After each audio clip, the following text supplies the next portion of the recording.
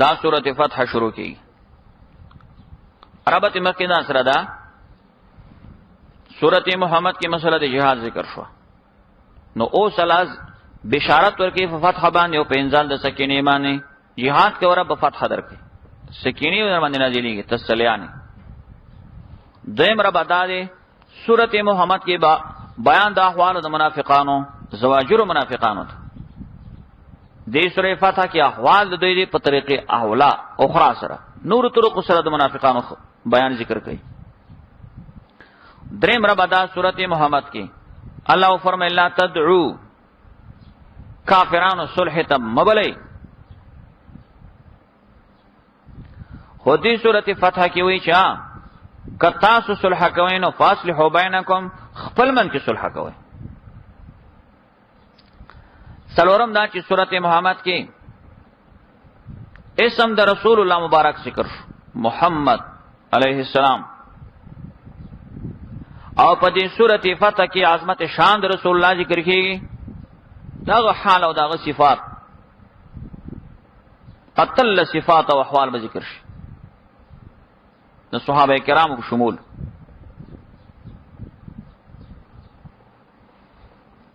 بسم الله الرحمن الرحیم شروع کوم په استعانت د نام د الله باندې ذات مهربان او خاص رحم کوونکی دی ان فتحنا لك فتحا مبینا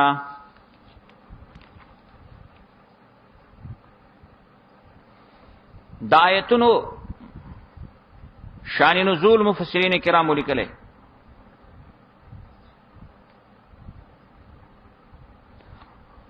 او دی تیلی شی بیعت الرضوان صلح د حدیبیه د دې خلاصہ هغه داسې و چې شپږم کال د هجرتو رسول الله صلی الله علیه وسلم خوب ولیدو خوب کې ګوري چې مکه مکرمه ته تللی دی دا وخت نو مکه د مشرکانو لاس کې و عمره ته تللی دی مرګرو سرونه مخایلی او چا سرونه کم کړی دي رسول الله دا خوب صحابه ته تیر کې چې ما خو بیګا خوب کتو چې منګه عمره ته تللی دي مرګري را سره بیا ځنه مرګرو سرونه خړېلی دي او ځنه مرګرو ویخته کم کړي صحابه کرامو چې دا خوب واوریدونو هغه په دل چې د نبی خوب هغه وحي نو ډیرو صحابه ته یې ونیول چې را بس منګم د رسول الله سره دغه ته عمره ته نو رښتیا په دې کال باندې شپږم کال د هجرت 1400 یا 1400 شو خو صحابه کرام تیار شو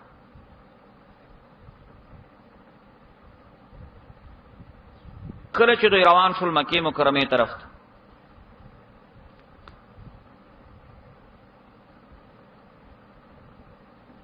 نو الته مکه مکرمه مشرکان خبر شو چې پیغمبر خو روان دی عمره ته نو مشرکانو سوال جواب راولي ویل چې موږ نه پریدو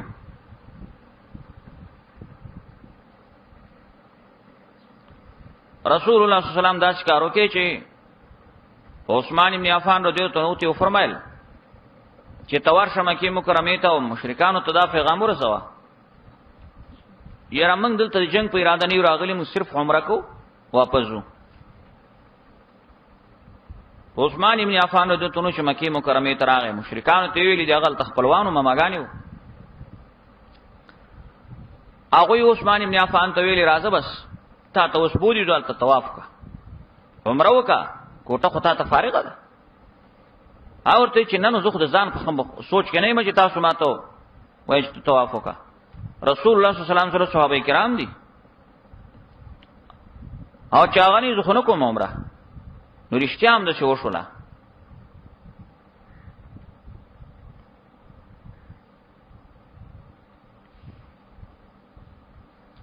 نو عثمان ابن عفان خو ال تلاړو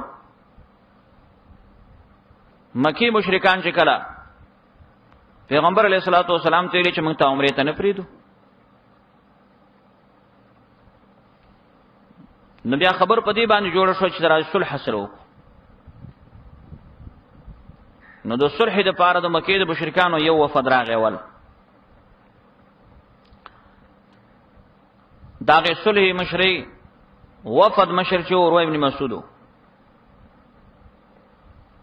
عروه ابن مسعود چراغه حدیبیه مقام ته راورسېدو ول رسول الله مبارک ناستو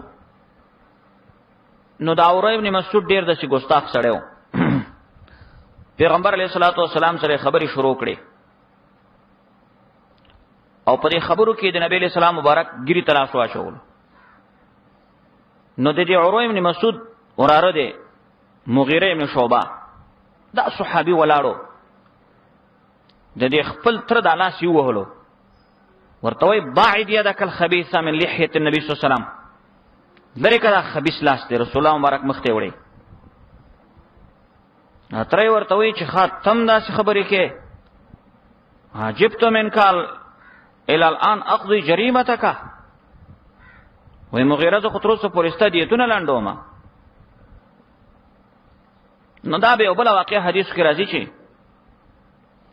یو ځل مغیره ابن شعبہ جرلس کسانو مرګرو سره چې تکم د عربو بادشاہ طرف ته تلی و هغه بادشاہ دې مرګرو ته انعام ورکې مغیره ابن شعبہ ته التفات نه کې نو بیا دا بادشاہ په نشه کې شراب اسکلی و مغیره ابن شعبہ ورغه او بادشاہ د نشه په حالت کې قتل کې چې ته دې ټول خلکو ته انعام ورکې ماته نه راکې نو هغه د جاهلیت ته زمانی قتلونو بیا دې مغیره ته ځکه کاکا و چې ستا دیتونه خطرو سره ځلندو معترضین زمالا شوه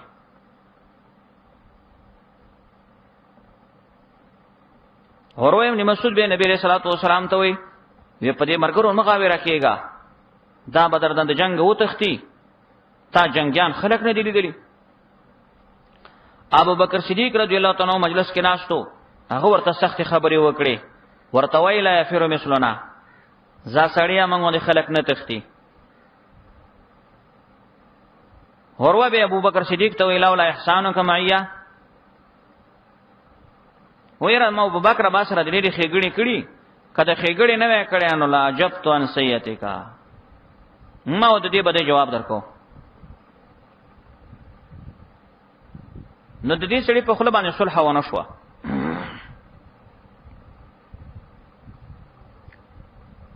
به دین اورستو بل کس راغی داینو سهیل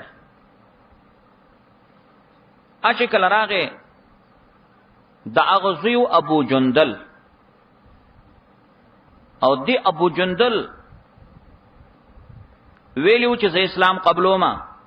نو داغه په پخو کې زنجیرونه پراته و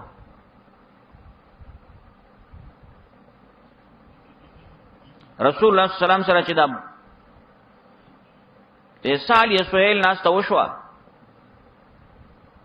نو خبره تفهم ته ورسېدله صلح وکړه چې بس یې شوي موږ تاسو من کې صلح ده او په دې صلح کې چې صلحنامه چې لیکل نو په مسلمانانو باندې شرطونه کې خود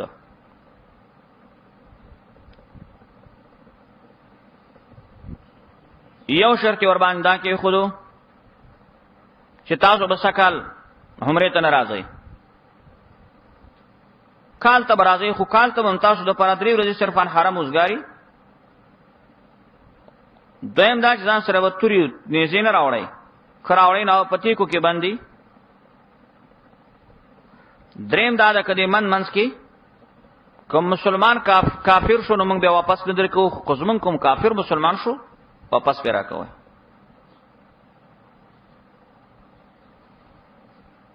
څلورم رسول الله ته وای کته کله د مکې نه واپس ته عمرې نزینو ک تاسو سره د خپلوان سوکتلو ځان سره به نه به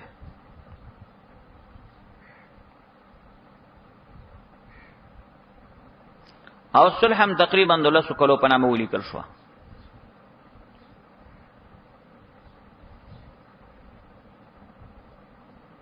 چې دا خبرې کړه وکړه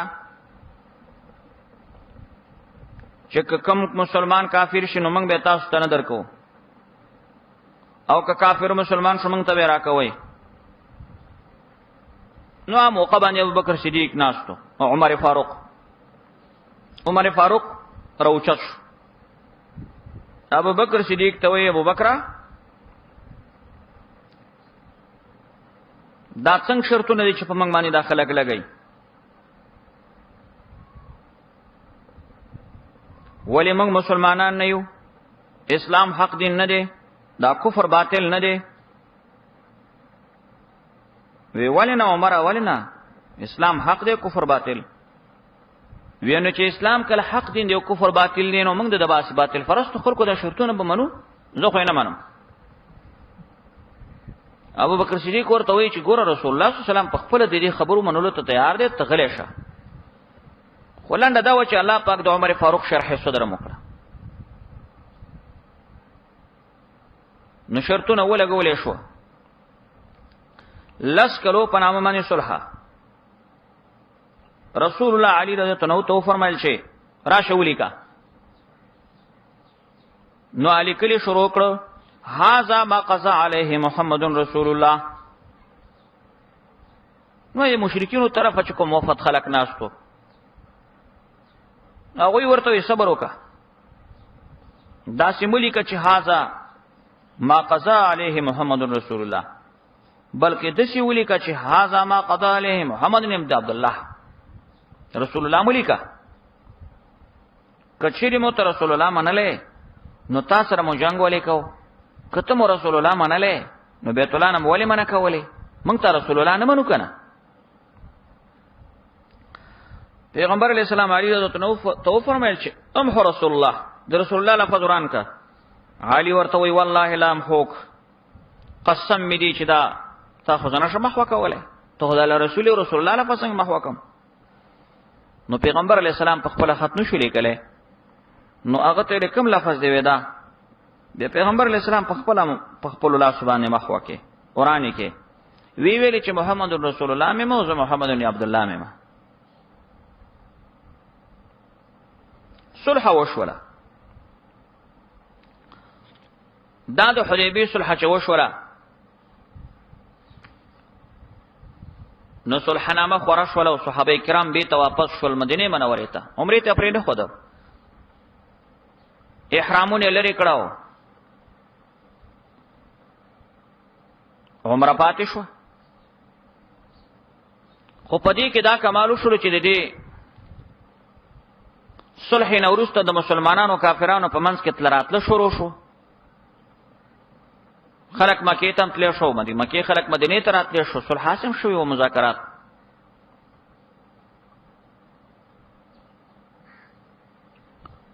نو په دې زمن کې د مسلمانانو دعوت خو شروع شو. نو شپږم کال باندې دا صلح شوی و. وم کال چې راتلونو دومره ډیر کافران مسلمانان شول چې د مسلمانانو تعداد هم ډیر زیات شو.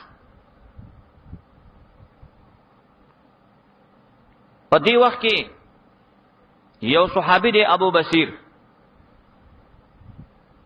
د مدینه منوره تراغه و اسلام راو. الته صلح کې لیکل شوی وکنه چې کافر مسلمان شي موږ ته به ته واپس واره. نه چې ګوري ای په شروسته یو دوه کسه کافران راغله. پیغمبر علیہ الصلوۃ والسلام ته ابو بصیر موږ ته اوس پر ده صلح کې د رسول لیکل کړي کنه چې کافر مسلمان شنه تاسو ته به سپارو. پیغمبر علیہ السلام ابو بصیر ته وی چې ما په صلح کې لیکل کړي خپل خبره وفاقو زور سره. وی ابو بصیر چې کله دي دوه مشرکانو سره را روان شو واپس د مدینې نه مکې ته، نو پلار کې ابو بصیر یو ځکه را روان دي نه یو مشرک ته وی چې لري خطوره دي دا مزه زبردست چمکدار توره در سره ده. او ورته یو کنه دا خو مونږ جوړه کړی دا ونی کو پلار نه پاتې ده. وای چې خلک یې نه راکې چې زه وګورم. نو یو هم واخله چې تورې ته نه واخست او راخ گزارې په وکه مشرک د سره عمل ته غوڅ کې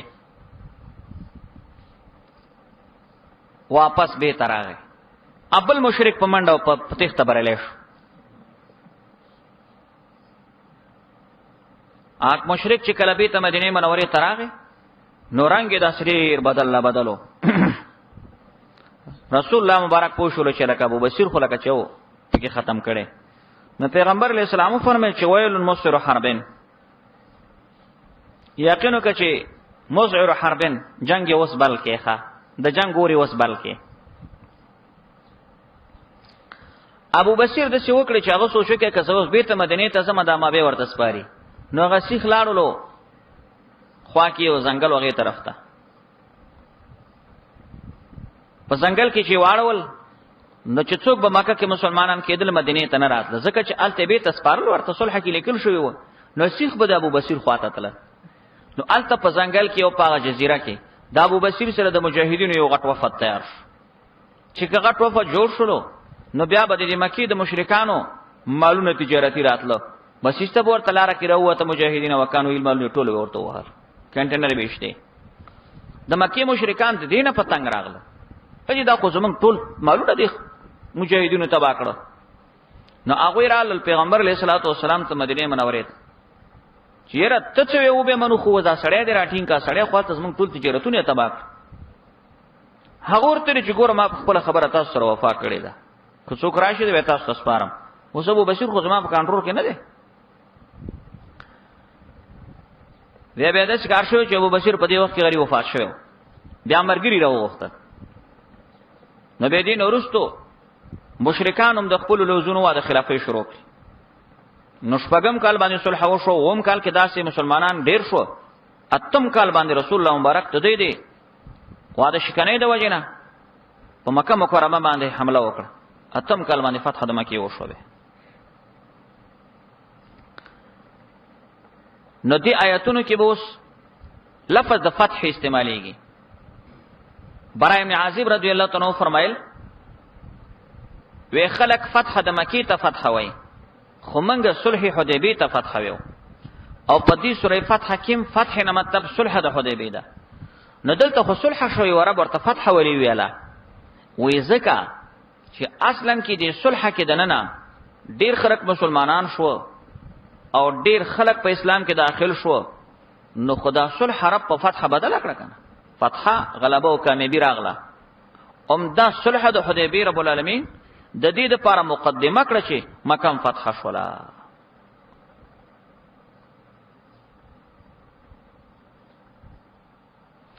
ان فتحنا لك فتحا مبینا، الله یقینا فتح درکړه مونږ ته فتح ښکارا. نو تا ته مفتح درکړه. جواهر کې شیخ وی معنی د حکمنا لك بالفتح، بس مو درته فیصله وکړه د فتح. نه د دې نشه مراد د فتح نه صلح د حدیبیه. ما درته مخ کې ویلې چې دې ته ځکه فتح وی چې دا سبب شو د ډیرو فتوحاتو، مسلمانانو شو ډیر خلک په اسلام کې داخل شو.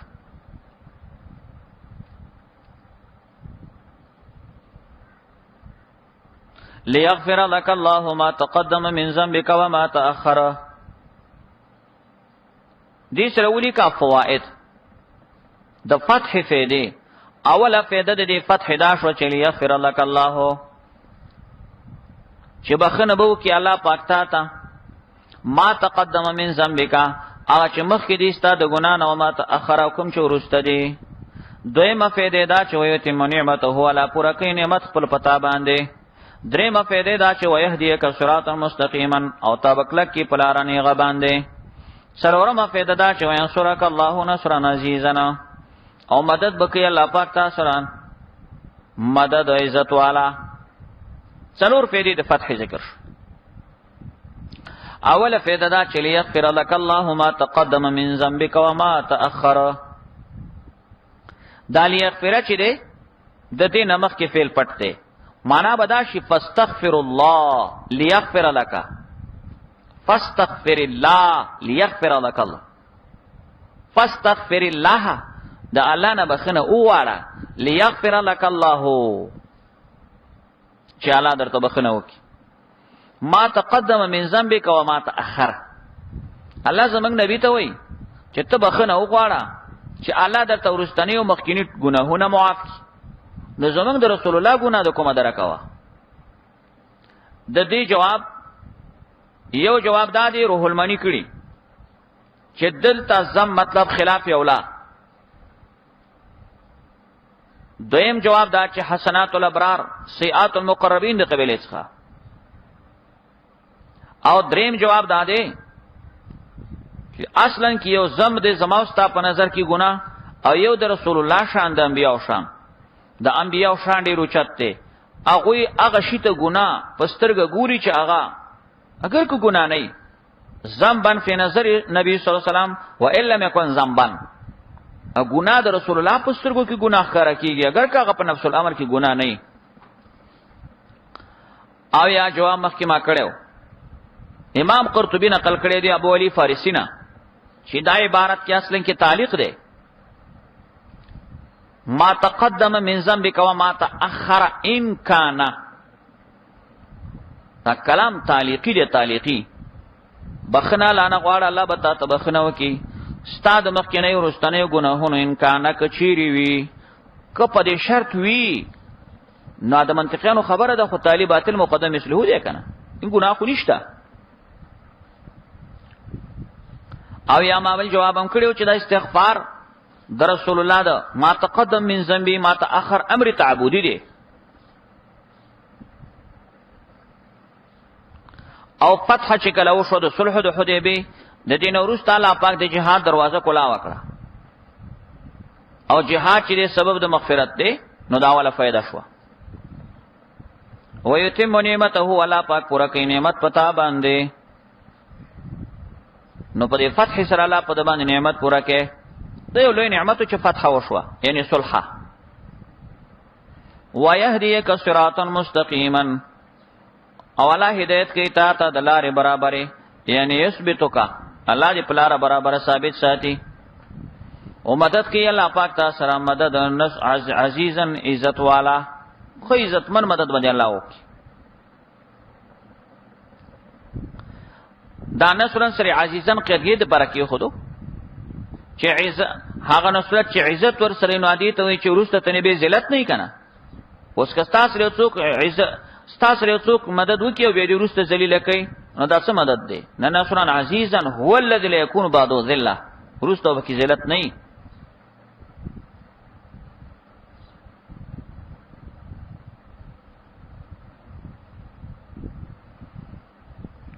هو الذي انزل السكينه في قلوب المؤمنين. الله غزات انزل السكينه چې نازله کړه تسلی او یقینا فی قلوب المؤمنین پزړونو د مؤمنانو باندې. هغه میدان کې چې صحابه ډېر پریشان وو کوپارو پرې نه خود عمرې ته شرطونه پیدا سن لایق نه لایق ولګول صحابه ډېر پریشان شو نو الله پاک تسلی راولي ګلزړونو د مؤمنانو باندې نازل کړه لیزدادو. اوس ته انزال سکینه سرور فیده دا سکینه چې الله تسلی چې نازل کړه لیزدادو دې لپاره چې د دوی زیات شي لیزدادو دې لپاره چې دوی زیات کی ایمانن ما ایمانهم ایمان سره د ایمان نه یعنی چې د ایمان سره نورم ایمان زیات شي. د ایمان سره د ایمان زیاتې د څه معنا؟ سراج المنیر خطیب لیکلی دی عبد الله ابن عباس رضی الله عنهما فرمایل وای باص الله النبي صلی الله علیه وسلم بشهادت لا اله الا الله. وای الله پاک اول مونږ ته محمد علیه السلام د توحید په کلمه راولې غلو نو فلما صدقوا کله چې دي صحابه تصدیق وکې نو بیا الله منزیت کې بیا چې پای تصدیق وکې نو زکات چې پاغیم تصدیق وکې نو به روزه بیا پس حج او بیا پس جهاد حتی اکمل لهم دینهما. وی فلما امروا بشیء فصدقوا ازدادوا تصدیقا. هر کله چې لګ لګ الله پاک دین راځي ته ولو او صحابه تصدیق کولو نه الله د صحابه تصدیق نورم زیات کی. ولله جنود السماوات والارض. د دې د پاسه ولي چې دې کې تسلی او بشارت مؤمنانو ته ځکه د آیات لاندې را روان دي ته به بل مقصد دی چې تکرار نشي. خاص دی الله په اختیار کې دی الله لخر د اسمان نو د زمکه.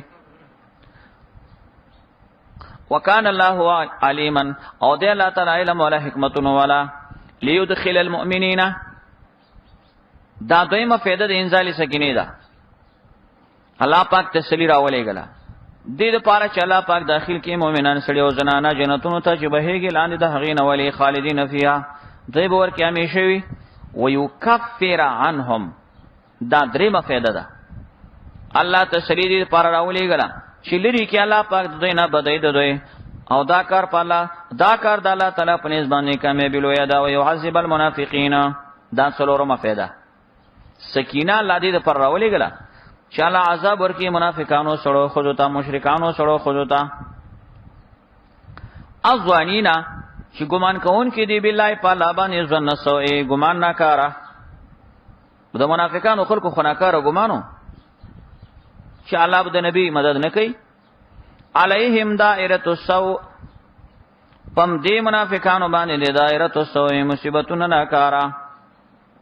وغضب الله عليهم او غضب کړي الله په دوی باندې ولعنهم لعنت پی کړي وعد لهم او تیار کړي دوی لپاره جهنم نه وساعت مصيره او بزه د ورتلو دی دا جهنم ولله جنود السماوات والارض دې د پاسولي کزجر توبېخ د کافرانو ته نو پاس آیات کې بشارت تسلیو مومنانو ته او په دې کې زجر توبېخ د کافرانو ته خاص دی والله د پاره لخرې داس منو د زمکې دی وکانه الله او دی الله پاک عزیزن زور اور حکیمن حکمتون والا ان ارسلناک شاهدا ومبشرا ونذيرا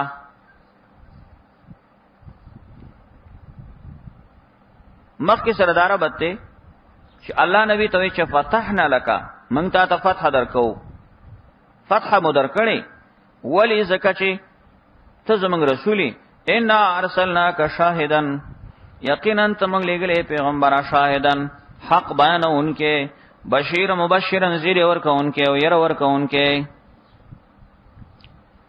شاهد معنا خلق ته حق بیانې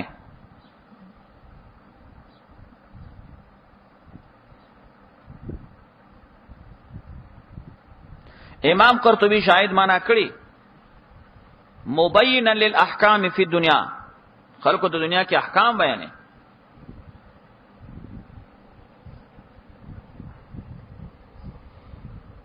ابن جریر معنا کړي شاهدن بالبلاغ فی القیامه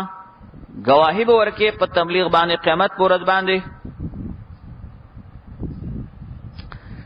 شاهدن دا معنا نه ده چې ته مونږ لګلې شاهدن تو حاضر او ناظر دا ترجمه کوم تفسیر کړي نه تحریف وای او که پنځه ملته اومنه نو بیا بل اورا چې د شاهدن دا معنا شي ته حاضر ناظر نو ور باندې مبشران او نذیران خو به عطف دي او معطوف په حکم د معطوف علیکی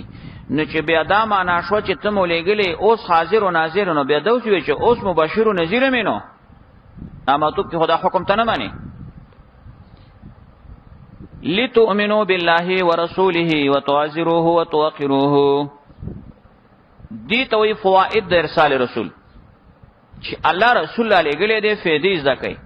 اوله فائده دا ده لتؤمنوا بالله چې ایمان راوړې تاسو په الله باندې او پر رسول باندې اونکو رسول الله نه راغلي موږ به الله څخه پیژندې دویمه فائده دا ده چې وتعزروه امداد وکړی تاسو د دین د دې پیغمبر سره او توقروه او عزت وکي وتسبحوه او تسبیح واید الله پاک بکرته او اصیلا سبيو بیگای څلور فائدې ذکر شوې اوله فائده لتؤمنو دویم تعذرو دریم توقرو څلورم تسبحو او په دې عبارت کې طالب لف نشر غیر مرتب دی لف نشر غیر مرتب ځکه چې تعذرو توقرو دا امخ کی رسول ته راځي دي ضمیرونه او تسبحو کی ضمیر راځي دي الله تا نو التمخ کی الله مخ کی ذکر شوی او رسوله ورپسې او په نشر کې ضمیرونه اول رسول ته راځي شو به الله لوف نشر غیر مرتب ان الذين يبايعونك انما يبايعون الله ما تاسو حدیبیه قصه شروع کړې و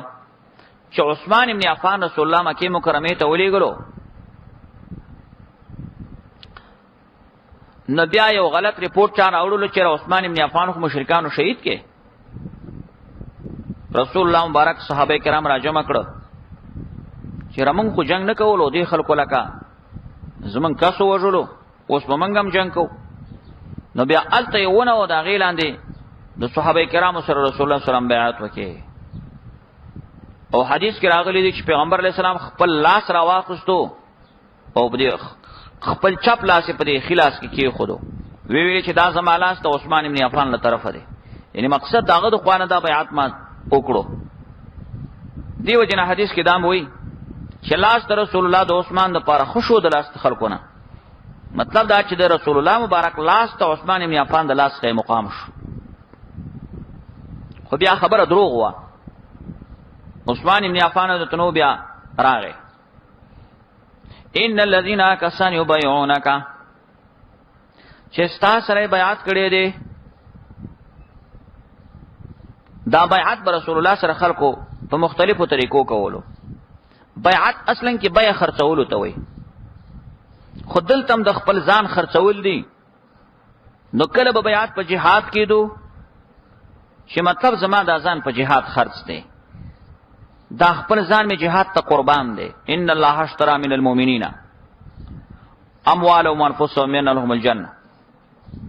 او کله به تنه بیعت رسول الله مبارک کولو په توحید باندې سورته ممتحنه کې براش.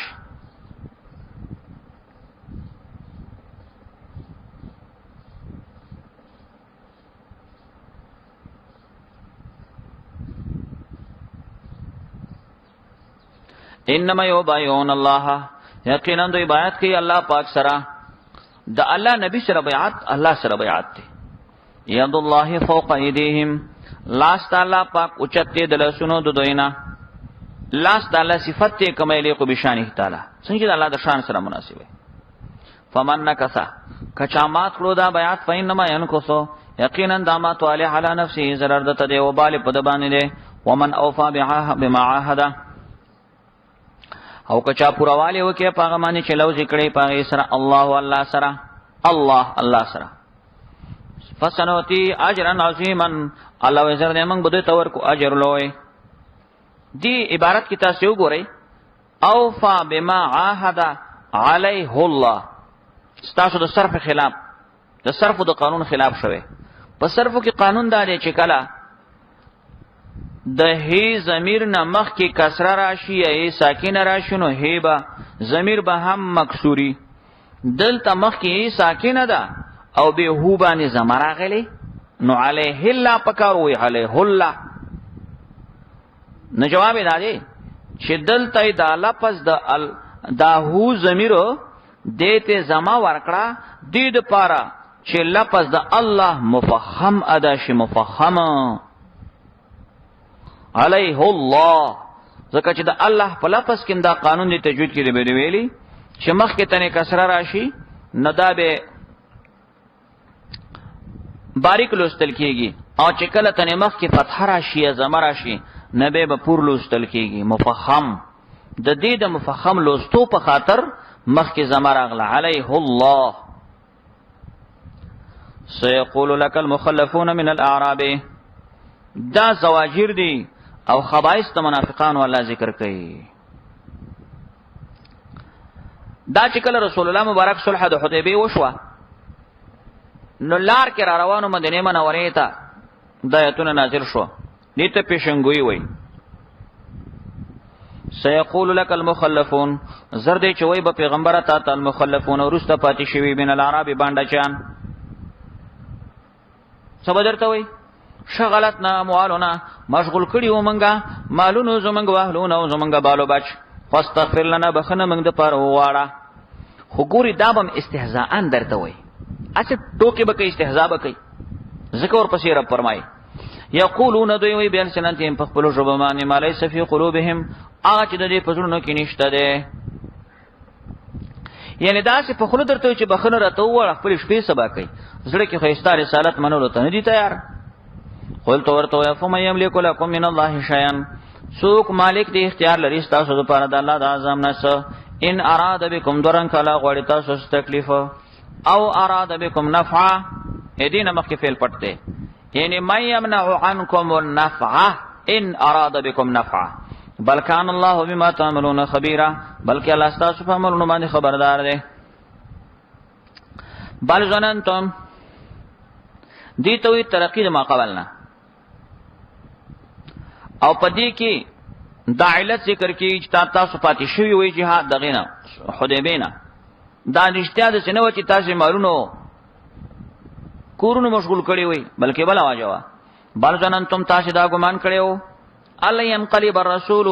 هرگز برا واپس نشي دا رسول والمؤمنون ومؤمنان الاهلی مخبلو کورونو ته ابدن هیچیری دی ویلی چې خدا خواسته مس ورزی لاره کی چې ورشنو کا مشرکان د مکی و دوی ټول مړکی وزوین ذالک فی قلوبکم او خیس تکړه شو دا کرساش بنونو کې وزننتم او تاسو ګمان کړو ځنه سوې ګمان ناکاره ګمان اندغه وکنه چې الله به د مسلمانانو الله به د خپل رسول سره مدد نه کوي. وکنتم قوما بورا او تاسو قوما بورا قوم تباشوي هم لم یؤمن بالله سوشی مان راوړي په الله پر رسول باندې فیناتنا الله مونږ تر کړی دي کافرانو د پاره سیرنګ ګرامور ولله ملک السماوات او خاص دی والله د پاره بچی د اسمانو زمکه ده بخنه کوي چاله چوغاړي او ويعذب عذاب ورکی چاله چوغاړي او دی الله تعالی بخنه کون کې رحم کون کې سيقول لك لسيقول المخلفون. پیغمبر علیه الصلاۃ والسلام چې کله د حدیبیه نه واپس شو مدینه منورې ته راغی نو تبا مرګری ډیر زیات خفه او صحابه عمره پکې پاتې شولاو د کافرانو سره پاغه سخت شرطونو باندې صلح وشوله.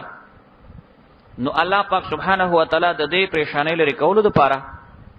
رسول الله مبارک ته حکم وکړي چې تورشه د من کې خیبر کې يهوديان دی او پاغوي سره حمله په وکړه جنگ په وکړه الله به تاسو ته خیبر فتح کړي او غنیمتونه په لاس درش. رښتیام صحابه کرام چې کله د حدیبیه نه واپس شو نو دغه تلار خیبر ته او باقي د خیبر فتح کې مزیدار نعمتونه او د يهوديان او تباغونه او د کجورو زمکه او هر څه صحابه تعالی فتح کې کمه به کې ورک. خو الله پاک رسول الله ته پیشنګوئی دا هم اوروله چې پیغمبر ته کله د حدیبیه نه مدینه ته لاړ شي کلیتا نو ته خو به خیبر ته ځې ته خو د غنیمتونو الله فتح درکې غنیمت ته نو د مدینه هغه پاتې شوی منافقان به بیا در سره وای چې منګه وځه سره پریدا الله نبی ته ویلی و پرې نه دی ته به خیبر ته ځان سره هغه خلک دی چې څوک حدیبیه ته در سره تللی حدیبیه ته 1300 کسان تللی دي تقه به خیبر ته به التبتا سو غنیمتونه په برخه کیږي او چې کوم د مدینه منافقان دي دا یو ځان سره پرې نه دی الته رښتیانو د منافقان خو خبر شو چې الله خو نبی سره وعده وکړه د فتح نو منافقان داغله چې به جهاد ته ځو جهاد ته څنګه دی خو غنیمت دی. نو الله رسول الله تعالی رسول ورته فرمایي چې تاسو موږ سره مزه تاسو څنګه اول ناس ته حدیبیه ته نتلی وسم نه ځي نو دوی به دا خبرې وکولې چې بس ګوره موږ سره حسد کوي او موږ سره کینه کوي او موږ ته برخه نه راکوي.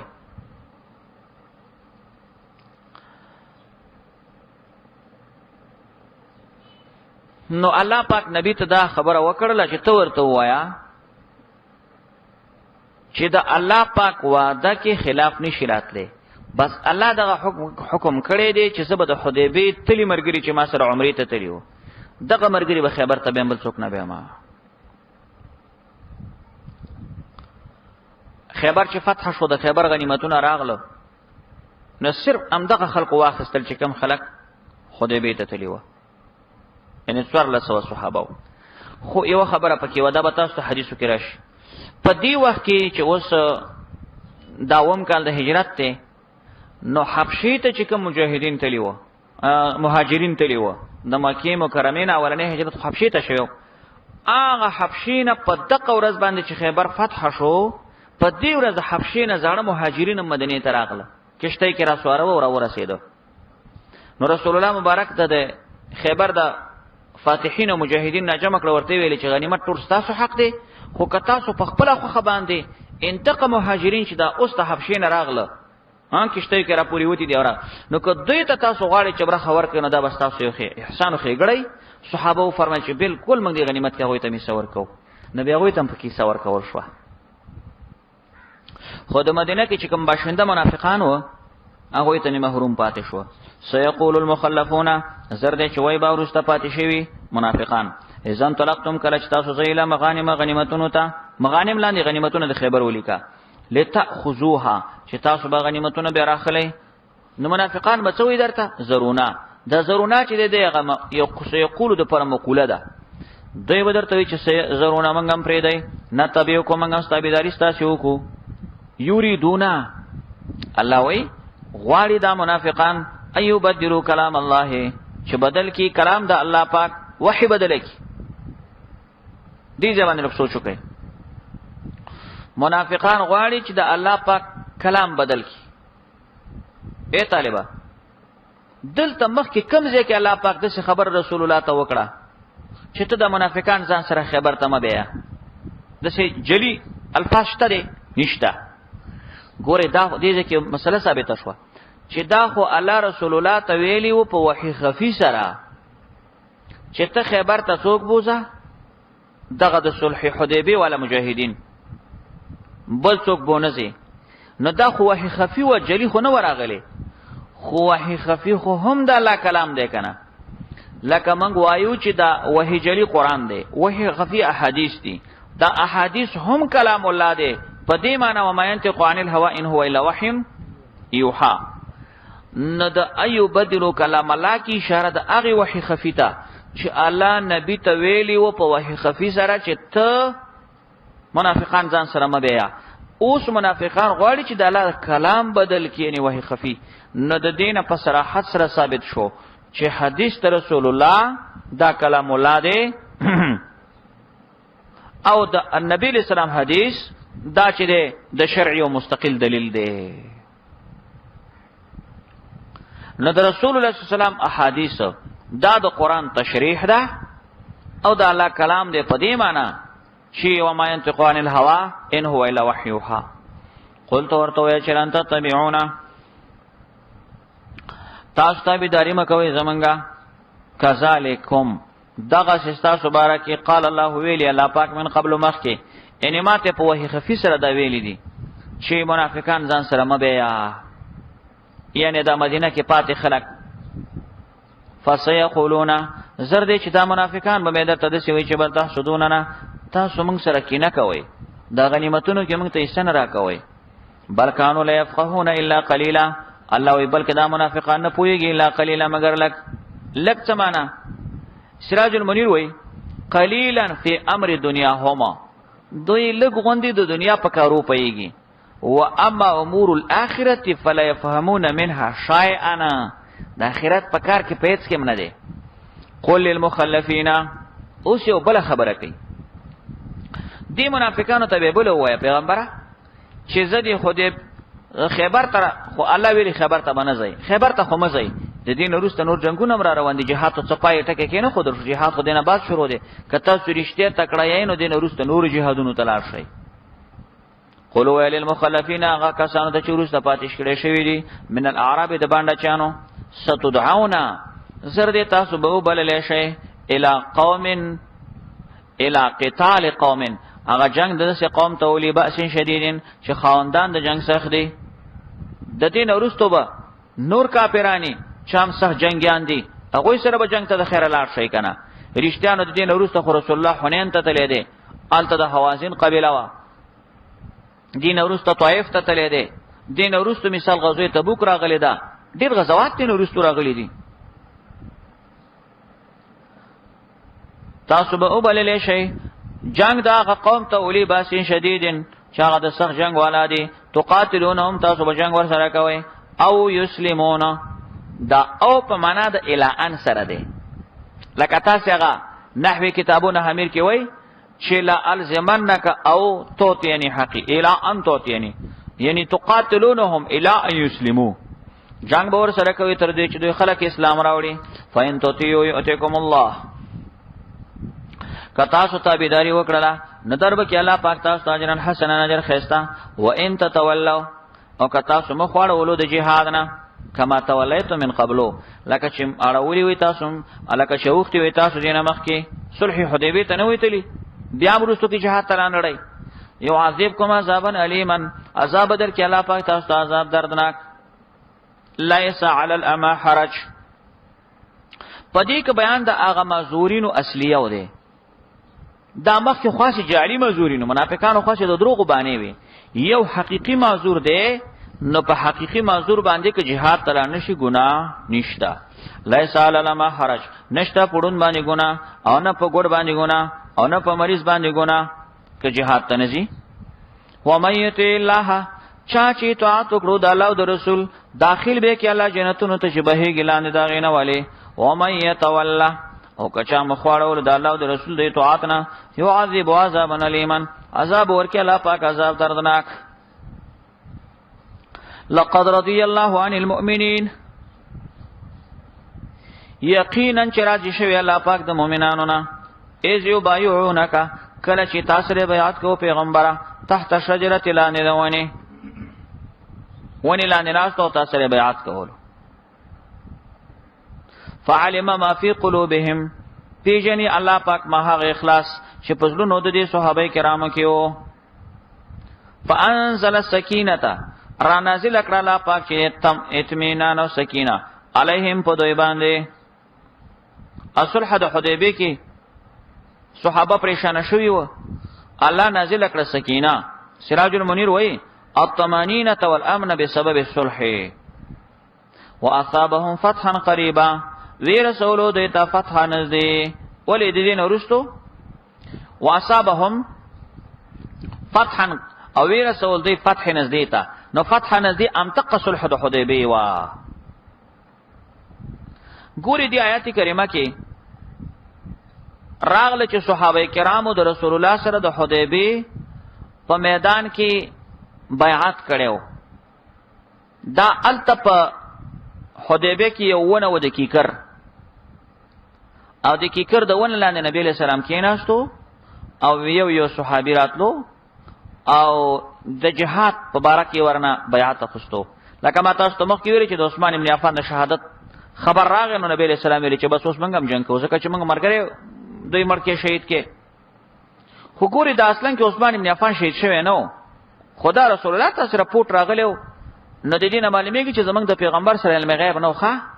ځکه کده سره علم غیب نو ولی هغه په دې خبره باندې لکه بیعت اخره چې موږ مرګره شهید کړي هانه کې شهید نو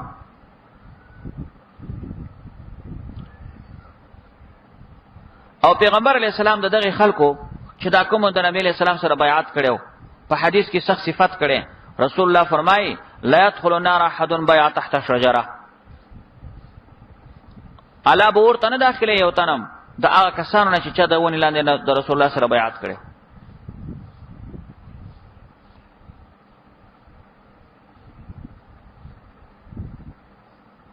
بخاری شریف کې بدا حدیث تاسو ترا شي روایت ان شاء الله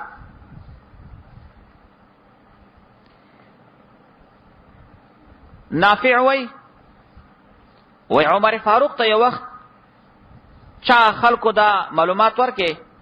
چې هغه ونه چې د هغې لاندې پیغمبر علیه السلام بیعت کړی دی خلک راځي هغې ونې ته او په هغه ونه باندې کله ټوټې اچوه او کله یو شی کوه او کله بل شی کوه یعنې هغې نه یو لوی دربار جوړ کړی دی نو عمر فاروق کسان ولېږل وایي چې ورشئ او ونه د بیخه ووهئ هسې نه چې دلته د دې ونې نه یو د شرک اډه جوړه شي سبا خلک راځي هلته سجدې کوه او دا کوه او دا کوه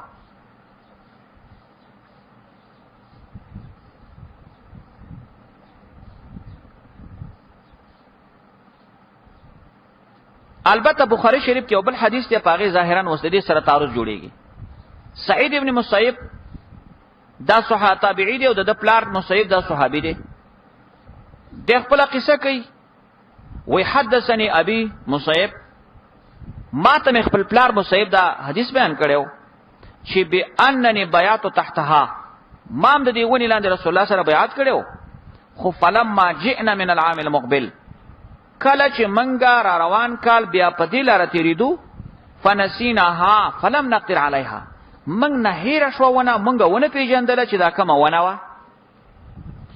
نو اوس د بخاری د دې حدیث نه چې د سعید ابن مسیب پر روایت سره داغه چې دا ونه مر روان کال ونه پیژنه چې کومه ونه ډېری ونی ولاړې وي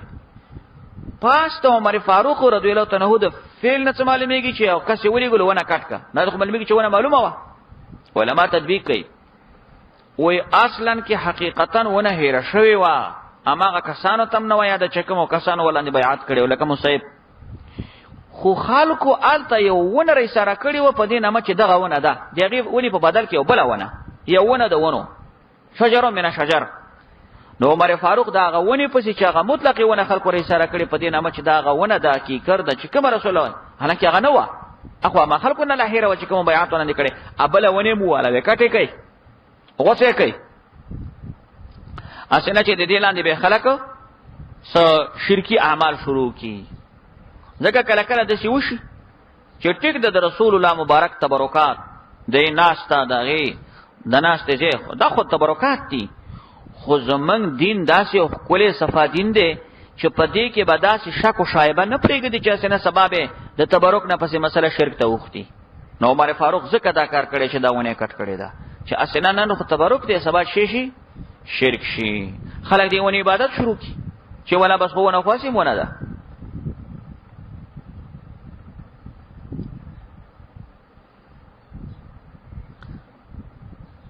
ومغانم کثیرتن دی مغانم نه مخ کې فعل پټ دی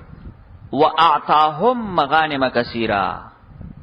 الله ورکړه دي صحابه ته غنیمتونه ډیر یاخذونها چې دوی اخسته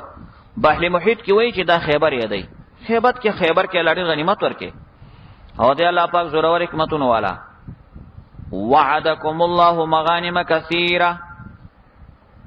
وعده کړی الله پاک تاسو سره د غنیمتونو ډیرو دې کې کوم غنیمتونو ته اشاره ده طالبہ نو پدې کې غنایم د تبوک او د حنین ته اشاره ده جن ورستو به د تبوک او د حنین غزوه شوی ښا تاخذونها تاسو به خلې به د غنیمتونه فعجل لكم هذه الله پتا دې سره درک تاسو ته هذه د خیبر غنیمتونه وکف ایدی الناس او بانکړه لا پاک لا سونه د ای کسانو چې مکی والا خلک دي تاسو نه بس تاغي خلکو لا سونه تاسو نه بند کړو ولتكون آیه للمؤمنین دا ولتكون کې و حرف عطف ته ماتو پله مقدر دی روح المانی داسې ماتو پله رېستلې دی لتنفعوا ولتكون او پتكون کې ضمیر راځي دی عجلت د عجل هغه مصدر دې د پاره چې تاسو فائدې والے ولتكون او چې شي د عجلت غنیمتونو د خیبر آیت نه نه مؤمنانو د پاره ويهديكم او الله پاک تاسو رسي صراط مستقيم لار نه غتا واخرى دي اخرى نه مخکې فل پټ دي وعدكم غنائم اخرى ولا وعده کړی تاسو سره د نور غنیمتونو لم تقدروا عليها چې تاسو وسنه دې برشوي پاغي باندې فل حال قد احاط الله بها عليها تکړي پاغي باندې په اعتبار د علم او قدرت ندین مولوی سی تر قیامت پورې چې څومره غنیمتونه مراد دي ټول پدې کې داخل دي چې الله مسلمانانو ته ورکړي وکان الله على كل شيء قدير او دې الله تعالی په هر شی باندې قدرت والا هو لو قاتلكم الذين كفروا او کچری جنگ کړي وي تاسو سره د کافرانو اولاد بارا خامخا بیړولې شګانی به به نو مندلې ولین دوستو نه مددگار سنت الله الذي سنت مفعول متک تفعیل مقدره دی سنت الله طریقه د الله تعالی دا قد خلت رشوی من قبل دینه مخکې ان دینه مخکې د الله طریقه تیر شوی دا چې کافرانو کلم جنگ کړي شاګانی غړولي به مددگار نو ولن تجد لسنت الله تبديلا بیا بنو امید طریقې د الله د پر بدلې دا وهو الذي الله غزات کفایدیکم ایدیهم عنکم د دې آیت متعلق ځینې مفسرین او خاص واقع لیکلي وای کله چې په حدیبیه کې صحابه کرام ناشتو نه یو اتیا کسه مسلح د مکی مشرکان په جبل تنعیم راوخته او د اراده و چې خو په دې صحابه باندې به حمله وکړي اچ څنګه راوخته صحابه کرام ژوند دی ونیو چې وینیو نو رسول الله مبارک به خوشی کړ وای زئی نو دا خلق د صحابهونو محفوظ پاتې شو صحابه لا د دین محفوظ پاتې کړ الله هغه ذات کفایدیکم چې باندې کړه تاسو لا سن کف ایدیهم بند کړل لاسونه د کافرانو تاسو نه اتیا کس مشرکان و ایدیکم تاسو لاسونه بند کړل دوی نه ببطن مکه ته په خوا د مکې خېټه د مکې نه خوا د مکې په خوا کې خو د مکې خوا د حدیبه وکنه د حدیبه چې څه ده د مکې په حدودو کې ده من بعد ان اسفرکم ورسته د دینه چې الله پاک کامیابی او غلبه درکړه تاسو ته په دوی باندې هغه صحابه ژوندي نیولي وو او د الله تعالی چې د پرستاسو امرونو باندې لیدونکی دی هم الذين كفروا وصدوكم عن المسجد الحرام دا بیان د علتونو د قتال دی چې د مکې د مشرکانو سره د جهاد او د قتال علتونه موجود وو خو البته ځنې موانع وو د هغې د وجې نه الله د صحابو ته د جهاد حکم ورنکې دا صلح د حدیبیه چې کېده نو په دې کې ځنې موانع موجود و چې الله د جهاد حکم ورنکې او کنې علتونه د قتال موجود وو هغه ستونزې څه موانع څه ذکر شول ده الله وی هم الذین کافرانا کس دا ها کسان چې کفر کړي و سودو کوم تاسو یې منع کړی د مسجد حرام نه ول هدیه مکوفه او هدیه چې و مکوفه بند شوی و ولی صحابه کرامو چې د حدیبیه ته ځان سره کومې هدیه بولې وي هدایا ټولې بندې وي هیڅ نه بندې وي طالبه ایب لغه در رسیدلو نه محله ازید حلالې ته چې مینا ده مینا ته التا ونه رسیدله ځکه چې د خلاره کې سار شو ولولا رجال مؤمنون دا و د په سوال دا پیدا شو چې کله علتونه د قتال موجود و ځکه چې الله فرمایل دی کفر کړی دی مسجد حرام نه تاسو منع کړی ای تاسو هدايه منع کړی دي نو اوس هو علتونه د قتال موجود شو نو ولی الله پاک دې صحابه کرامو ته اجازه ته قتال ورنکې جواب کوي ولولا رجال مؤمنون کچری نوې هغه سړي مؤمنان ونساء مؤمنات نو زنانه مؤمنانه لم تعلموهم تاسو نه پیژندل دوی انت توهم دا انت تو بدل احتمال د رجال نه دی انت توهم چې تاسو به دوی قدمونه لاندې کوي پیمال به کوي فتصيبكم برسیږي تاسو ته منهم د دوی نه مارات نقصان په مکه مکرمه کې د سیو چې څه بوډاګان خلک پاتې او مسلمانان او څه زنانه وي نو الله نبی ته وای چې هغه زړه بوډاګان سړی یا کمزوري یا زنانه د هغه د وجې نه چې تاسو جنگ کړی خو هغه پکې مړ کېده د دې لپاره چې دا هغه نقصان تاسو ته ونه رسیږي د قتلولو نو کچېری دا سړی نه وي دا زنانه نه وي چې د دوی په پیمالولو به تاسو ته نقصان رسیدلی وي نو جزا محذوفه ده د لولا جزا ده لا اذن لكم في دخول مکه لا اذن لكم في دخول مکه الله به تاسو ته اجازه کړو چې مکه ته ورشئ یا د شي جزا ولیکا چې لا سلطکم علیهما تاسو به الله په دې مشرکانو مسلط کړی وای خدغه خبره ده چې التا مؤمنان سړي التا زنانه تاسو پیژندینه او که تاسو جنگ کول نو خامخا به پیمالیده په دې پوه نه شوي کچېری نوې سړی مؤمنان او زنانه مؤمنې تاسو نه پیژندل انت توهم چې تاسو به پیمال کین نو برسي تاسو ته دوینه ان د دې قتلولو نه منهم من اجل قتلهم معرة النقصان بغیر علم بغیر د علم نه نو هغه په جزا وسره لیکا ليدخل الله في رحمته دې لپاره چې الله پاک داخله په خپل رحمت کې مې شاو چاله چوغاړي موږ صلح حدیبیه چې وشو خوري خلق په اسلام کې داخل شو الله په رحمت کې داخل شو اسلام کې لو تزيلوا لعذبنا الله وی لو تزيلوا کچی تلری شي دغه مسلمانان د کافرانو مشرکانو نه لعذبنا الذين كفروا خامخم عذاب ورکو کافرانو ته منهم د دین عذاب الی من عذاب درناک اذ جعل الذين كفروا في قلوبهم الحميه دا د مخ کې علت ته چې ولې العذاب ورکي زکا جعل الذين غرزولی و اخوا کسانو چې کافران شوی دي په قلوبهم پرونو کې الحمیت غیرت حمیت الجاهلیه غیرت جاهلیت غیرت څنګه ځل کې طالبہ لکه دوی ویل کنه چې مملک چې محمد رسول الله د سی ویل چې محمد عبد الله یعنی رسول الله نه منلو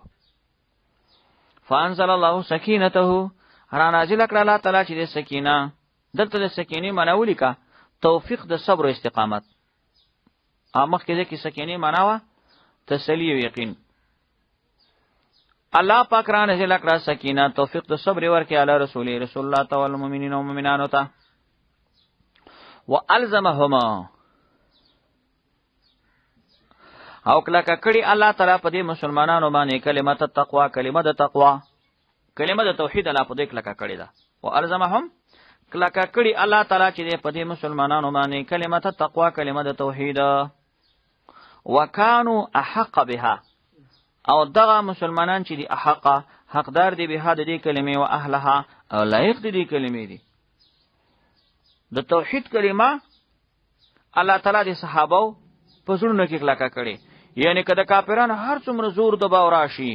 خو الله د صحابه په زړه کې کلمه دا چې کلکه کړي ده چې صحابه وکړه خپل د ایمان او توحید کلمه چاته پرې نه دي. حدیث پاک راغلی علیه السلام فرمایي د صحابه کرام په صفت کې چې اختارهم لصحبت نبیه، الله د صحابه کرام غوړه کړی دي د خپل صحبت نبی لپاره. یعنی ګویا کې د صحابه کرام انتخاب د الله انتخاب دی. ډېر خلک په هغه وخت کې چې رسول الله مبارک وړاندې و چا خو ایمان نه راوړو، د انتخاب الله کړو. وکان الله بكل شيء عليما او دی الله تعالی په هر شی باندې علم لرونکي. لقد صدق الله رسوله رؤيا بالحق او یقینا چې رښتونه کړه الله پاک خپل رسول سره الرؤيا خوب بالحق په یقین سره. بالحق یا معنا ده لاظهار الحق یا بالحق لاظهار الحق والحکم. عبارت ته ګورئ رښتونه کې الله تعالی د خپل رسول سره خوب بالحق د پاره د اظهار د حق. لتدخلن المسجد الحرام چې تاسو به خامخا ور داخليږئ مسجد حرام ته ان شاء الله کاله واړي. مولوی صاحب دلته سوال دی، تاسو عبارت ته وګورئ وی الله د نبی خوب رښتونه کې نو تاسو طالب سوچو کې نبی رسول الله خوب رښتونه شو، رښتونه خو نه شو کنه. هغه خوب کتل چې موږ تللی عمرې ته سرونه مخریلې جو چا کټ کړی نو دوی خو پرې نه خو دوی خو به تر واپس راغله کنه، راغله واپس کنه. او الله پاک څه وای خوب رښتونه شو، نو خوب خو رښتونه نه شو کنه. د دې جواب دا دی مولوی صاحب چې ګوري دا پیغمبر علی السلام چې خوب کتل یو د خوب کې معین وخت نو معلوم چې تاسو به د عمره کله کوي، خو رسول الله خو د خوب کتل یو چې ما خوب ولیدو چې موږ صحابه کرام تلی یو موږ ټول تلی سرنم خړېلی چا کم کړي و دې کې تعین د وخت نو چې سکال کا کال تک کله ټیک شو نو خو بیا سکه کپات شو روان کله عمره القضاء وکړه کوي نه کړه. صدق الله رسوله هي الله خپل نبی ته خوب او د صدقه ماضی په معنا د مضارع سره د طالبه. لقد صدق الله یقینا چې رښتونه به کې الله پاک د رسول خوب د پیغمبر خوب رښتونه شي. کله به رښتونه شي؟ روان کال بیا روان کال عمره القضاء تعالی صحابه کنه. صدقه ماضی په معنا د چا سره ده؟ لا تدخلن المسجد الحرام خامخ بتاخليږي ته مسجد حرام ته ان شاء الله کالا پاک واړي. ګور ترې به د ان شاء الله چې دی تا خو تاسو وایئ چې دې سره کلام مخکینه باطلېږي ستا ده کنه. ان شاء الله څنګه ویلې او دا خو الله پاک لګی دی چې ان شاء الله. نو کله چې تبرک ته پاره الله پاک تبرک ته پاره څه مطلب ویل؟ د دې دوه جواب دي. یو جواب دی چې دا ان په معنا د اس سره دی. ان په معنا ده تاسو په جمعه ته ور داخليږي ان شاء الله چې الله وغواړي. یا ان په معنا د کما سره دی تاسو په جمعه ته ور داخليږي کما شاء الله څنګه چې الله غواړي. ها فآمنین پامن کې به محلقین خرین کې به تاسو رؤوسکم سرونو مقصرین او کمون کې یعنی څه کسان سرونه خریو څه کمای. لا تخافون تاسو منویریږئ دشمن نه. فعلم ما لم تعلموا پیژنې الله پاک ما لم تعلموا هغه مصلحتونه چې تاسو نه پیژنئ. یعنی ظاهرا په صلح کې صحابه ته څه مصلحتونه نه معلومه ده لوي زی پیژنم چې د صلح کې څه مصلحتونه و ډېر خلک مسلمانان شو. فجعل من دون ذلك بس ګرځولي والا پاک دې من دون ذلك مخکې د دې صلح نه فتحا قریبا فتحا نزدې ولې خیبر فتح نشو. فجعل لا پاک ګرځولي ومن دون ذلك نزدې د دغه سره یعنی نزدې د صلح سره دون په معنا د قرب سره نزدې د صلح سره لا پاک وګرځول فتحا قریبا فتحا نزدې چې فتح د خیبر وا. هو الذي الله غزا ارسل رسوله شرع لګلې د رسول په خپل په هدایت باندې و دین الحق او په دین حق باندې ليظهره چې الله پاک غالب کوي دا دین یا د رسول علی دین کله په دینونو ټولو باندې وکفا بالله شهیدا او پر دی الله تعالی شهیدن گواه الله ستا پر رسالت گواه دی الله دین په حقانیت گواه دی محمد رسول الله والذین آمنوا والذین معه اشداء علی الكفار. ګوره مولانا صاحب مخکې ما تاسو ته قصه وکړه چې د حدیبیې صلح وشوه نو بیا ولیکل شو چې محمد رسول الله هذا ما قضى به محمد. نو دې څه ویلي چې د رسول الله ته څنګه کا قرآن کا به وران کې کنه محو کې کنه. ګوره طالبہ الله پاک په قرآن کې داسې جمله را نازله کړه محمد رسول الله. معنی دا شو کله حدیبیې د صلح په خط کې د رسول الله لفظ وران شي وران دي شي محمد رسول الله په قرآن کې ولیکل شو قیامت پورې بچلېږي. الته که خط کې وران شو وران دي شي کنه قرآن به سو قرآن کې محمد رسول الله محمد رسول الله محمد علیه السلام رسول الله دی والذین معه او کسان چې د سره مرګري دي شداو دوی سختی علی الکفار په مقابله د کافرانو کې رحما او رحم کون کې د خپل منځ کې تراهم تبګوري دا صحابه روکان رکو کون کې سجده کون کې یبتغون دوی به طلبای فضل من الله فضل د الله ورضوان او رضامندی د الله سیماهم نخد دوی فی وجوههم په مخونو دوی کې دي من اثر سجود اثر د سجدینا ذالک مثلهم د دوی صفات په تورات کې او مثلهم صفات د په انجیل کې کزرعنا پشان د فصل اخرجه چرا او باسی شتاو تیغپل فازره به مضبوط کړی دی تیغ لره فاستغلظ او غټ شي فاستوا کلک شي او برابر شي اله سوقي په پونډه خپل باندې یو جب زرع به تعجب کیا چې زمیندار لره لیغیظ بهم الکفار کفارا چې غصه کی الله په دې باندې کافران وعد الله الذين امنوا وعده کړی الله پاک کسانو سره چې ایمان راوړي عملونه کړی سنت برابر د دوینه بخنه او اجر لوی سوچ کوي دی د رسول الله مرګري داسې خلک دي چې اشداء علی الکفار سخت دي په کافرانو رحما او بینهم او رحم کوي په خپل منځ کې سختی دومره سختی و طالبہ تفسیر نشاپوری لیکلی دي چې حيث يحترزون عن ثيابهم فكيف بابدانهم مسلمانانو صحابه به کافر سره د خپل جامې نه پری خودي چولېږي بدن خلاص کی. عبد الله ابن عباس دومره سخت دری زوغه به ویلي وای کچا یو مشرک سړی تلاش ورکې نه به دی وینځي څنګه دی دا وینځه انما المشركون نجاست کې دی ګوتی والدي دومره سخت دری زو ور اشداء الکفار ویلاش وینځه کافر ته تلاش ور کړي انا نجس دی جامې دی وسرهونه لګيږي بدن دی وسرهونه لګيږي رحما بینهم په خپل منځ کې رحم سره د تراحم ډیر واقعات په احادیثو کې پراته دي. هیو مشهوره قصه ده چې صحابه کرام زخمین پراته و او تږي و او چا د اوبو ګیلاس راوړو یو زخمی ته اوبه وسکه وای زما حالت خدای بل ته ورکا هغه ته چې ورله اوبه وسکه زما وضعیت خدای بل مرګري ته ورکا من ټیټ خو اخر دا و چې هغه کوم زخمیانو باندې د اوبو ګیلاس ګرځېدو نه چې هغه اخیری ته ورغله یو په بل سپارل نو هغه ورته ویل چې ما پرې دی نور مرګرو ته ورکې واپس چې هغه سړی راته شو چې ګوري ټول مړو وتب یسرون علی انفسهم ولو کان بهم خصاصه بلبل په ځان غوړه کو. نو دا صحابه د تراحم کې دا خو نهایت زیات دي. نو موږ خپل تفسیر کو تقریر خو نه کو کنه د تراحم کې چې شروع کو خو به تقریر ته نه جوړیږي. تراحم رکعان دا صحابه صفات دي. تب ګوري دا صحابه کرام رکعان رکو کون کی سجده کون کی یبتغون فضلا من الله ورضوانا چې دوی طلبوي د الله پاک فضل او د الله پاک رضامندي. سیماهم فی وجوههم وینخی چې دی فی وجوههم په مخونو کې من اثر سجود اثر د سجدو دي نشانی د دوی په مخونو کې اثر د چا دي د سجدو. دا د صحابه صفات دي. مولانا سے په دې سوچ کوئ د صحابه په مخونو کې د اثر د سجدې څه مطلب نشانی لګیدلې دي. بده کې یو قول د حسن بصری دی. حسن بصری رحمت الله علیه حدیث ذکر کوي وای چې هغه قرآن کې مرضی کنایت ته یوم تبيض وجوه وتسود وجوه.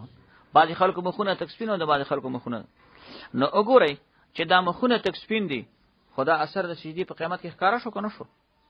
نو دا به د اثر د سجدو چې تبه ګوري چې تبه ګوري طالبہ قیامت پورس کومه ځان به ګوري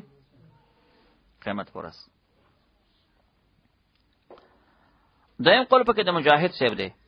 مجاهد صاحب وایي وی دلته د آثار د سجدو نه خشوع تواضع مراد ده چې دا تهجد مونږ تر پاتېدلې دي تهجد د شپې قیام الليل کړي نه د په دې رنگ کې دا تواضع معلومیږي عاجز سړی دی متواضع سړی دی متکبر نه دی. نو آثار د سجدو یا تواضع عاجزي د په مخ کې ده تهجد کړي. دریم قول په دې کې دا دی ضحاک ذکر کړي وی دلته دا اثر د سجدو هغه سفرۃ الوجوه دی د په دې رنگ کې بداسي هغه زده غوندي وي زړوالی طرف ته مایل ځکه چې څوک د شپې شبګیرونه کوي مولوی ساره دا رنگ څنګه زده زړوالی طرف ته مایلای دا چې خوبونه کوي خوراکونه کوي نو سور سپین شي سره. څلورم قول دا دی چې دلته د اثر د سجدو نه مطلب څه دی نورانیت دی. دا په دې مخ کې څه پروتي نورانیت. اوس یو سړی به توري خو ځنې سړی مؤمنی مخلص مؤمنی دي توروالی سره دغه په دې مخ کې ورانه یو نورانیت پروتي. ها مفسر بقعی و خبر لیکلی دا چا لیکلی مفسر هغه وی د اثر سجود نه وی هغه تور غوټه نه د مراد کوم چې په دې تندې کې د بازي خلکو پیدا کیږي دلته تور غونې ټاک وشي پیرو خلکو کېږي د پیرانو تبلیغانو پیدا کیږي نو والله عالم څنګه پیدا کیږي وی دا تور ټاک یې مراد نه دی اثر سجود نه چې د تا په دې تندې کې تور ټاک شوی دی. یو ځل دا شکارو شلو ابن کثیر په نهایه کې قول نقل کړي وی ابو درداء رضی الله عنه د یو چا د سترګو منځ کې تور غونې دغه وکړو دا داغ نو ابو درداء ورته وی کاش کې دا تور داغ ستا په دې تندې کې نه وي دا خو ماته مزه نه راکوي او دا خو مزیدار شي نه. او حافظ ابن کثیر د مجاهد صاحب قول نقل کړي وی چې امام مجاهد فرمایل چې کله کله دا تور غوټه د ځنې خلکو په دسترګو په منځ کې وی او دغه سړی چې دا تور غوټه د سترګو په منځ کې لګېدلې ده کان قلبه اقصى من فرعون وزله فرعون هم ډېر سختي نو ته به خیر ولا درکه چې سم قبله سورې کړې په سجدو په منځونو باندې وزله د فرعون هم ډېر سختي دلته تور غوټه لګېدلې. نو مطلب خلاصه ده چې د آیات مستاق اثر سجود کې تور غوټه نه ده پوه شئ او تور غوټه کمال نه ده. خدا مطلب هم نه چې تور غوټه تو ګورو تو ورته چې د فرعونی ده مطلب دا چې تور غوټه د چا په تندې کې وی کمال نه ده. کله چا په تندې کې و سړی خسړی خو خسړی وي خو کمال نه ده. او دا نه ده چې تور غوټه هر سړی خابه فرعونی پوه شولې. یعنی خلاصې موږ دا و چې د کمال غوټه نه ده د تورواله په تندې کې نور کدی وسړي مسلمان یو تندې تور شوی دی خو شوی وینو. ذالک مثلهم دا د یو صفت ته مثل په معنا چا سره دی صفت دا په تورات کې دوی صفت ته او مثلهم فی الانجیل ور طالبہ او صفت په انجیل کې دا مثلهم فی الانجیل باندې ودرېږي وقف وکي او د دې صفت په انجیل کې مشته. زمونږ د صحابه کرامو په انجیل کې څه صفات ده طالبہ ها انجیل کې صفات شته. مفسر ابو سعود د انجیل هغه نقل کړی دی صفات صحابه وې په انجیل کې د صحابه کرامو دا صفاتو سيخرج قوم ان داغي پارابې کې دغه دی مطلب دی سيخرج قوم ينبتون نبات زرعي انجیل کې د صفاتو وې زر دې چراو بوز یو قوم راشین بشیو داس یو قوم براوزی ينبتون نبات زرعي دا برا ټوکیږي راشنه کیږي په پلاکا څنګه چې فصل لا شین کیږي امر به کوي پنه کوي او نه به کوي د منکر نه او به وي قلوا في بدء الاسلام ثم كثروا پاور کې به کمی ورستو کې به زیات شي واستحکموا هم مضبوط بشي فترقى امرهم يوما فيوما او د دې د کار د دین به اوچتیږي ورځ په ورځ باندې. دا عبارت او دا مقصد په انجیل کې د صحابه کرامو صفات پروت چې دا چې قوم را روان دي لکه بوټي چې راشین کیږي نیکي باندې امر بدین خلق باندې کول پاول کې به کمی ورسته بزیاتیږي مضبوط بشي ورځ په ورځ باندې به د دین کار هغه به مضبوطیږي یو ورسته سره ولګوي. مثلهم فی الانجیل صفات صحابه په انجیل کې کا زرعینا دلته اوس ګورئ د صحابه صفت په انجیل کې دا دی کزرعنا لك فصل اخرج شطأه لك فصل چرا او باسی تیغ خپل فآزره دیک لکڑی دیلارا مضبوطی کی دا تیغ خیلم کڑی بوٹی تا هم خیل کڑی کنه جوار غنم چې په ځمکه کې واچي اول د سورکوټه تیغ را پورته کی نو بیا فآزره بیغه مضبوط کی فاستغلظ بیغټ فاستوا بیا برابر شي علا سوقي په پونډای باندې بیا فصل د ډنډو کی کنه لکه جوار یا غنم ډنډم کتلی یعجب الزراع تعجب کیا چې خوشالوي زمیندار چې فصل غټ چې څنګه به د پولو منتاوي ګرتاوي کو خوشاله یاره خو فصل سکار شوی خیر مو کړی ورته زمیندار سړی چې فصل وشي غنم جوار غټ شي او په پونډي ودرېږي لکه لاره کې خوري رفاتو بلیاتی تیغ چې اول را پیدا شي مثال فتو ګلته مول خان وهي پس نو اول چې تخمو چې اکثره چنجي وي سره شین نشي هلکه وې سکل تخمونه پاک لاندې پزماکه کې چنجو خواړو بیا چې تیغ راشین شي دومره باریکې مولي سپ چې مرغۍ کوم معمولی د ټونګه ورړل بیا ختمه بیا چې غینه لګ راغټ شي نه کېږي چې ګړي بيزي پیو لګي پاک سرکه پخري شي نشي خو چې کله غټيږي او په پونډې درېږي نو دا ټیمه خوشاله د کټیرو هغه دغه نه راتیر شو ستونځ نه ډیر بلیات او فاتینه راتیر شو په دې قصه کې نه پایږي نبی زمیندار خوشاله کنه زمیندار سره چې بیا غفصل غر شوی سیب چې یو کوتې نه سوار دی پولو باندې خلاص کړ چې یو تو کوي ورته خوشاله دا سی فصل سکل بدون غنمو شي سکل بدون وریجوش او باندې سوارونه ورته چې پورا خا راځي خبره مه هیروي دغه مثال د صحابه دی دا څنګه د مثال د صحابه دی طالب جانا دې دوه تطبیق دي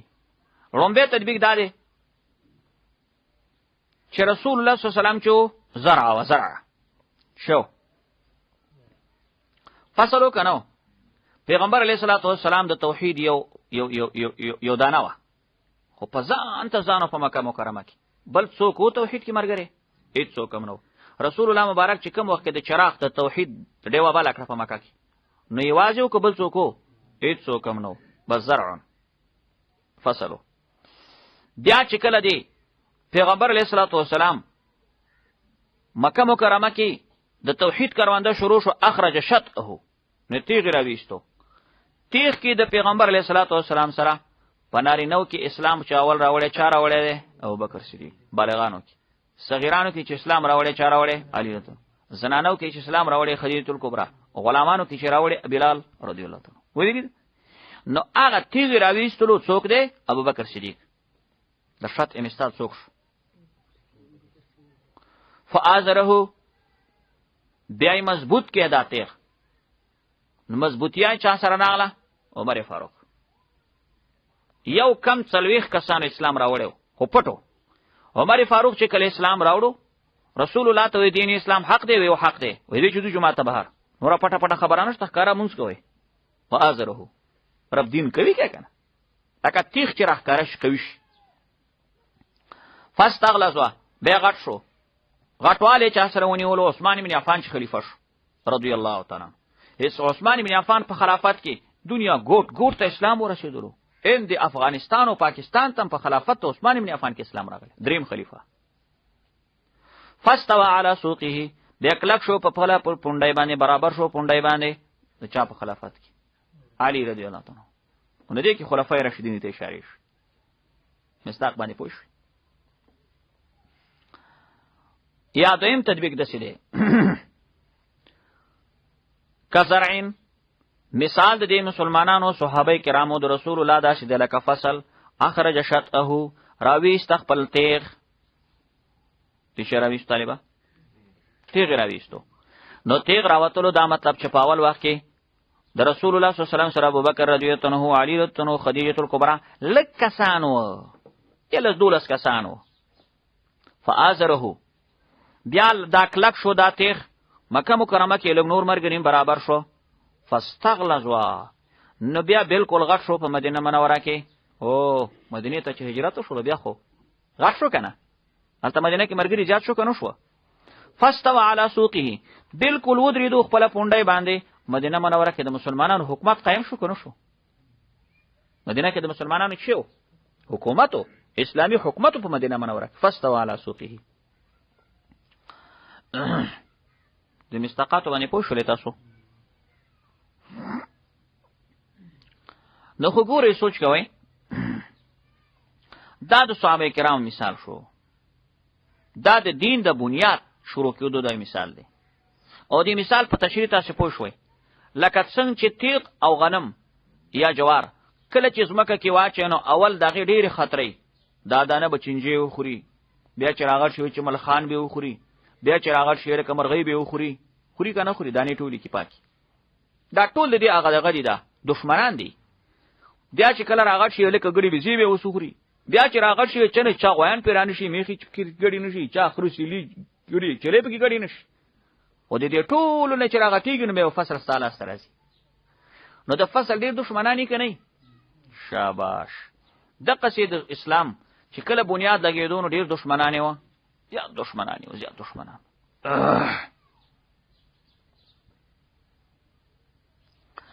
او اوس وختو کې مولوي صاحب دا مسله شته، خیر مو نه دی. یو سړی که د الله پاک د توحید تیغ بلی په یو ځای کې ته کوشش وکړې چې زه دلته د الله پاک د دین ډیوه بله کمه، توحید خلکو ته ورسوم، نو ړومبی هلته چې څنګه د فصل د تیغ دښمن و چینجی، چې شی ورسي چینجی، چینجی هغه دا خوري دانې که نه. نو دې وختو کې هم چې ته د الله د دین اواز کې ړومبی ستا دښمن را پورته کېږي، اخوند چینجی، اخوندان نه نسم چینجي. دیم لمبر کې هلته چې فصل بیا را اوچتېږي، دانې پرتې نو چرګ پسې راشي، چرګانې ټوله کې دانه. چرګ نه دلته مطلب چې د احمقان شیخان دي، دا هم کله کله د احمق شیخان نه بولسي، دا د دغې پسې را پورته شي، د تا د بیان مخه به نیسي. بیا چې فصل غټ شي نو بیا ګړې بېزې پې لګېږي، نو بیا دا نیمګړي مولایان نه دا ګړو بېزو والا دا پې ولګېږي. دی چې فصل لږ ښه راغټ شي نو غویان هم پسې کوښښ کوي، نو بیا باطل فرسته پیران نه دي که نه، دا هم لوی غویان دي صاحب، بیا د دوی نه پرېږدي. او بیا چې کله فصل بلکل نهایت ته ورسېږي پوخ شي، نو بیا ورپسې چې دی اوښان راځي که نه، نو بیا ظالمان حاکمان هم اکثره د دین مانعین جوړېږي، ادم بیا نه پرېږدي دین ته. ته خو ته یو اسلامي بیان وکړه، د عدالت د اسلام د قانون بیان ته وکړه، حاکم به دې نیسي، حکومت به دې پولیس والا باندې نیسي، نو د اوښان دي صاحب اوښان. نو دقسې طریقې سره د دین دا مانعین په دغه شکل باندې اوس هم شته. لیغیظ بهم الکفار، دې عبارت ته وګورئ. دا لیغیظ بهم الکفار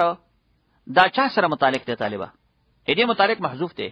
امام قرطبي لیکلی داسې عبارت ولیکه: فعل الله هذا لمحمد واصحابه، فعل الله هذا لمحمد واصحابه. دغه کار الله محمد علیه السلام د صحابه سره وکړي کنه، چې د فصل په شکل راوټو کول په مکه مکرمه کې مدینه منوره کې حکومت اسلامی قائم کې، څه دپاره؟ لیغیظ بهم الکفار، چې غصه کې په دې سره کافران. لکه طالبه الله په دې سره څوک غصه کړ؟ کافران. جاري مجرور متعلق دی ولیکلو، فعل الله ذلك لمحمد علیه السلام اصحابه، دا کار الله محمد علیه السلام او صحابه سره وکړي چې د فصل په شانتي راوټو کول را زرغونې کړه. لیغیظ بهم الکفار.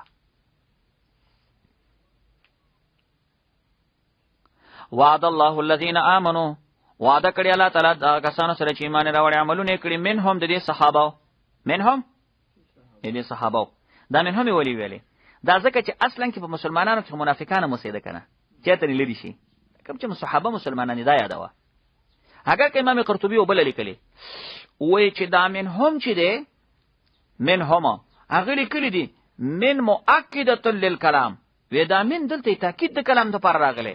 وی چې ول معنا د دې آیات معنا دا ده چې وعدهم الله کلهم مغفرة واجرا عظیما. امام قرطبي وایي وی دا من چې دپاره راغلی؟ تاکید د کلام دپاره. نو ګویا کې معنا دا شوله چې الله پاک وعده کړې ده منهم، یعنی کلهم،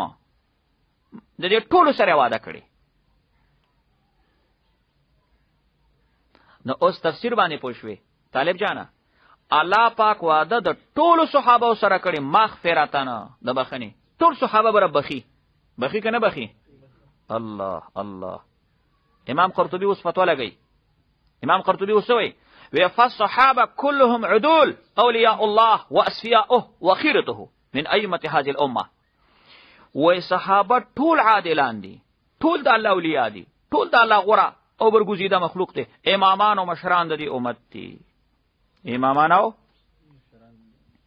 د دې امت دي. نو امام قرطبي اوس امام مالک صاحب قول ذکر کوي،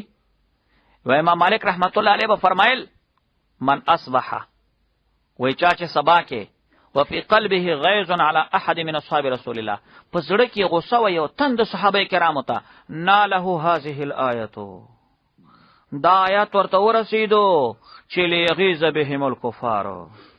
صحابه ته څوک غصه؟ کافرانه. وای څوک چې صحابه کې او زړه کې صحابه ته غصه و، ناله هذه الايه، دا آیات ورته ورسیدو، مطلب دا چې دام کافر دی. څنګه دی مولانا؟ امام مالک رحمت الله علیه د امام مالک فرمایل و من نقص احد منهم طعن فی، و کچا د صحابه نقصانونه شروع کړو، د صحابه په څیر طعن ویلي، فقد رد قول الله، و د الله قول ردی، و شرائع المسلمین، د مسلمانانو ټول شریعت ردی، ځکه موږ ته شریعت ته چا په واسطه را رسیدلې. و فحذر من الوقوف احد منهم، ځان بچکا ځان بچکا صحابه بارک کړه پړتونه کې. و فمن نسب احد منهم الى الكذب، کچا د یو صحابي نسبت دروغ ته وکي، فهو مخالف للشريعه ومبطل للقران، د شریعت مخالف سو د قران باطلون کې، د قران باطلې، ځکه د قران تشریح په حدیث شوی، د حدیث مونږ ته چا په زبان رسیدلی د صحابه کرام. او بیا تفسیره المنی او اخیلی کلی یو عالم دی په نامه د عمر ابن حبیب، څونه میږي طالبہ عمر ابن حبیب چې د مولوی سیدی خپل عالمو دی، یو ځل د هارون رشید بادشاہ مجلس ته ورغی. نو د هارون رشید بادشاہ په مجلس کې یو بل عالم ناستو، بس یو کمکل بهونو، نو دی عالم د خلینه یو لفظ وته،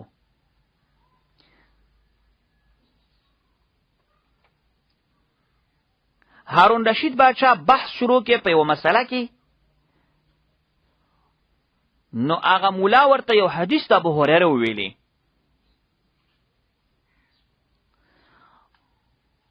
د هارون رشید بادشاہ مسله شروع کړه، د عمر ابن حبیب ورته د ابو هريره یو حدیث پیش کړي رضی الله عنه. هغه بل مولا چې ناستو، نو هغه د ابو هريره په باره کې ویلي چې ان ابو هريره متهم، ابو هريره باندې خو تهمت دی، د حدیث قابل قبول نه دی، لکه تهمت دروغ او تهمت بدعت یا بل شي تهمت. هارون رشید بادشاہ ته دی جرح لک خوان ورکې، ویل چې خبره دی وکړه مولا صاحب. نو حبیب ابن عمر ابن حبیب وای ما ورته ویل چې هاذا الحديث صحیح و ابو هريره ليس بمتهم، حدیث بالکل صحیح دی، ابو هريره باندې هیڅ قسمه تهمت نشته. وی چې دا می ویلي فقط هارون رشید بادشاہ په غوسه یا فرارتو، بس ما تاریخ پیس پکې چې سړی دا خو بچا دی په غوسه شو چې نه چې وستي څه علاج وکي. وې زه چې لاړلم اوتما، وې شاته را پسې فوجي راغی، عسكر روان دي، ماته आवाज کوي چې امیر المؤمنین وخص کفنک، الک راتاو شابي عمر ابن حبیبه راتاو شه، د امیر المؤمنین اجابت وکور شه، خو کفن ځان سره واخله.